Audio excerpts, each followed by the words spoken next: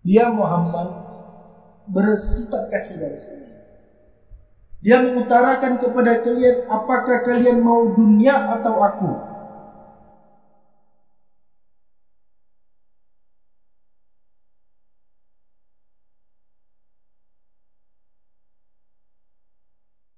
Suatu kisah hendaknya saya kisahkan malam hari ini. Salah satu kisah yang saya perjelaskan di malam hari ini adalah satu kisah daripada kaum Ansar yang hendaknya komplain kepada Rasulullah SAW. Dan di waktu itu adalah waktu berjayanya Islam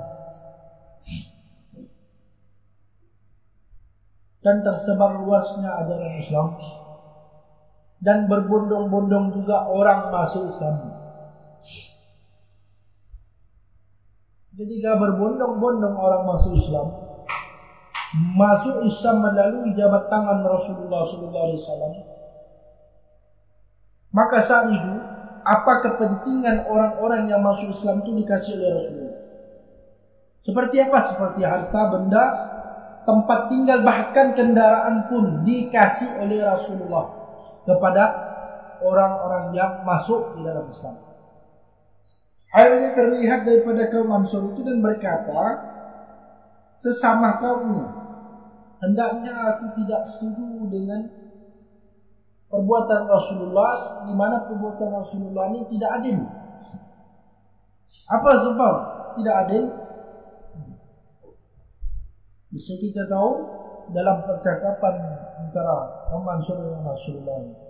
Jadi percakapannya adalah ketika hendaknya dia menemui Rasulullah, dia berkata kepada Rasulullah, ya Rasulullah, kami yang berjuang kepadamu, yang melawan kaum-kaum kafir dan munafik di dalam perperangan. Dan sekarang ini Islam berjaya hingga Islam dikenal seluruh dunia. Akan tetapi satu sen pun, ibaratnya satu benda harta pun tidak ada kau kasih kepada. Ini yang dikatakannya di hadapan Rasulullah. Apa kata Rasulullah? Rasulullah di saat itu tidak berkata apapun kecuali dia tersenyum. Jadi tokoh-tokoh Ansar itu hendaknya tidak setuju dengan apa yang diperbuat oleh Rasulullah. Dan berkata lagi, kami ini yang berjuang kepadamu.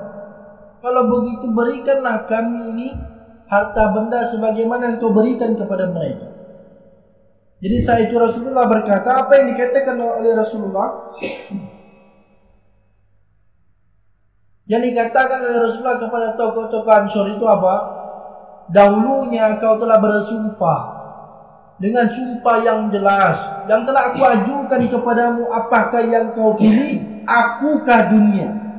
Dan saat itu kau berkata, ibarat kaum Ansar berkata, engkau ya Rasulullah. Dan saat itu pun Rasulullah berkata, aku telah mengingatkan sebuah janji yang telah aku utarakan, yang telah engkau jawab juga. Dan inilah janjinya, engkau lebih memilih aku daripada dunia ini. Jadi apa kata Rasulullah? Biarkan mereka dapat dunia, harta benda, tempat tinggal serta kendaraan, akan tetapi engkau bersamaku. Engkau bersamaku dan aku Rasulmu, dan aku sangat mencintai. Dan bersyukurlah kita pada malam hari ini, siapa yang memilih Rasul, maka dia akan bersama Rasulullah di kemudian hari. Siapa yang tadi hanya menganggap dunia ini hanya sebatas pandang dan sementara saja, maka selamatlah dia di dunia ini maupun di akhirat. Tidak bersyukur kita di malam hari ini yang memilih Rasulullah dan yang memilih Allah sebagai tempat kita untuk jatuh cinta kepadanya. Dan bersyukurlah kita di malam hari ini. Sebab apa? Sebab kita sudah menemukan jalan yang benar, yakni jalan yang sebenar-benarnya Allah membimbing kita semua. Senantiasa hendaknya kita yang hadir di malam hari ini selalu dimudahkan segala urusan di dunia dan juga segala urusan ibadah kita. Hendaknya kita memiliki sifat pemalas. Ya Rabb, tolong kami ya Rabb, kami sungguh sangat-sangat pemalas untuk melakukan ibadah yang telah Engkau tetapkan. Tolong kami ya Rabb, kami sesungguhnya hamba-hamba yang pemalas, yang dimana kami berkata bahwa kami menganggap hukum-hukum dan syariat-Mu itu hanya sebuah hukum dan syariat biasa-biasa saja. Ya Rabb, hilangkan sifat pemalas kami sehingga kami dapat menunaikan ibadah dengan sangat-sangat khusyuk dan dapat berkhidmat kepadamu dan dapat mengambil petunjuk yang ada pada diri kami ya Rabb. Hendaknya kita berdoa di malam hari ini. Utama doa kita ialah semoga kita semua yang hadir di malam hari ini maupun tidak hadir dapat berubah, terutama kehidupan kita menjadi lebih baik dan kehidupan yang dicintai oleh Allah dan Rasul, dan dapat menjauhkan segala perkara-perkara yang dimungkarkan oleh Allah, yang dihinakan oleh Allah, dan dapat memiliki semangat yang tinggi terhadap agama Allah, dan lisan pun tak pernah bosan untuk menyebut nama Rasulullah, dan lisan pun tidak dapat bosan dan jenuh untuk menyebut nama Allah, dan lisan pun tidak akan pernah berhenti mengucapkan salam dan selawat kepada Rasulullah SAW. Alhamdulillah, segala puji bagi Allah. Dan ingatlah jamaah sekalian, kalam Muhammad, dengarkanlah. Hendaknya ketika kamu berjalan di atas dunia ini, dia yang bersaksi terhadap perjalananmu, dia yang bersaksi terhadap apa yang kamu perbuat di dunia ini. Kamu melakukan hal yang dilarang oleh Allah, memang tidak ada yang melihat, tetapi dia yang melihat. Kamu melakukan segala perkara-perkara maksiat, memang tidak ada yang melihat, dan di saat itu kamu dalam kesepian dan tidak ada orang banyak yang melihat, tetapi dia yang melihat. Ketika dia melihat apa yang dia katakan kepada Tuhannya, dan bersyukurlah kita punya kekasih, dan tidak ada kekasih yang seperti Rasulullah SAW. Apa yang dia katakan kepada Tuhan ketika kamu berbuat kerusakan di dunia ini maupun maksiat, apa yang dia katakan kepada Allah? Ya Rabb, ampunkan umatku. Itu yang dikatakannya kepada Allah. Hendaknya dia berkata, Ya Rabb, ampunkan umatku. Ya Rabb, dekatkan dia kepadaku.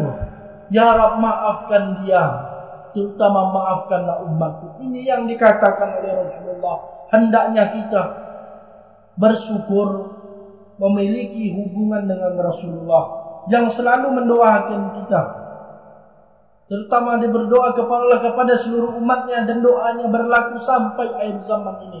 Ya ini, dia memohon kepada Allah untuk diampunkan umat-umatnya, untuk dimasukkan ke surga umat-umatnya, dan disyafaati oleh Allah umat-umatnya. Nah, bersyukur. Apakah hal ini tak membuat kita tersentuh? Apakah hal ini kita anggap biasa-biasa saja? Dan apakah hal ini tidak melihat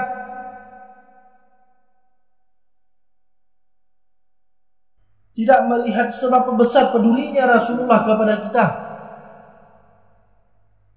Apabila kita sudah tidak tersentuh dengan apa-apa yang hendak Rasulullah tanggungkan kepada kita semua, terutama dia menanggungkan seluruh umatnya dari dahulu sampai akhir zaman ini, dia menanggung umatnya, terutama dia tanggung umat-umatnya walaupun umat-umatnya berdosa. Dengan dosa umat-umat yang dilakukannya, hendaknya dia selalu berdoa kepada Allah, Ya Allah, ampunkan umat-umatku, Ya Allah. Apabila itu tidak tersentuh kepada kita, celaka kita.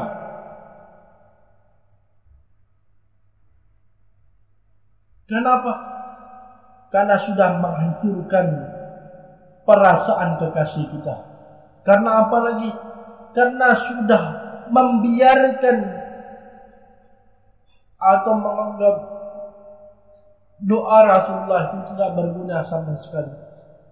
Hendaknya kita berpikir di dalam hari ini dan bersyukur memiliki kekasih. Hendaknya seperti Rasulullah SAW. Kalau kamu mati, apa yang kamu bawa? Salatmu, apalagi yang kamu bawa? Amalmu, apalagi yang kamu bawa? Pahalamu. Hendaknya apabila itu kamu bawa dan satu, tidak ada cintamu kepada Rasulullah, maka solatmu, ibadahmu, amalmu, pahalamu lenyap di sisi Allah dan di mata Allah. Dan maka kamu akan merasakan kematian itu sebagai azab bagi kamu. Cinta kepada Rasulullah itulah sebenarnya cinta hakiki yang harus kamu buktikan di dunia ini, dan hendaknya kamu akan bertemu kepada Rasulullah di kemudian hari, dan di kemudian hari nanti cintamu itu akan dibuktikan bahwa Rasulullah mengenal dirimu, bahwa Rasulullah memanggilmu umat, bahwa Rasulullah memanggilmu kekasih.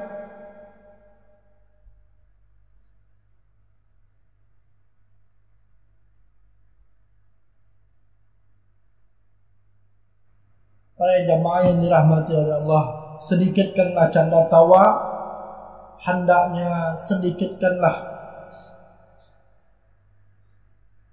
ketidakseriusan kita, dan perbanyaklah istiqomah dan apa yang harus kita bangun di dunia ini, dan itu juga yang akan kita tempati di akhiratnya. Subhanallah walhamdulillah wa la ilaha illallah wallahu akbar. Hendaknya kita bertasbih kepada Allah dan memuji Allah dan bersyukur kepada Allah. Muka kita satu persatu telah disaksikan oleh Allah dan Rasulullah. Dengan muka yang disaksikan ini, hendaknya nanti kamu tidak bisa membawa cerita-cerita yang bohong dan cerita-cerita yang menggambarkan itu adalah kemunafikan. Kamu menceritakan tentang agama, tetapi Allah dan Rasul akan tahu bahwa kamu adalah orang-orang yang munafik. Untuk itu, marilah kita pergi bersama-sama menuju kepada Allah. Dengan kita pergi bersama menuju kepada Allah, hendaknya tidak ada lain yang bukan kecuali kita hanya minta ampunan kepadanya.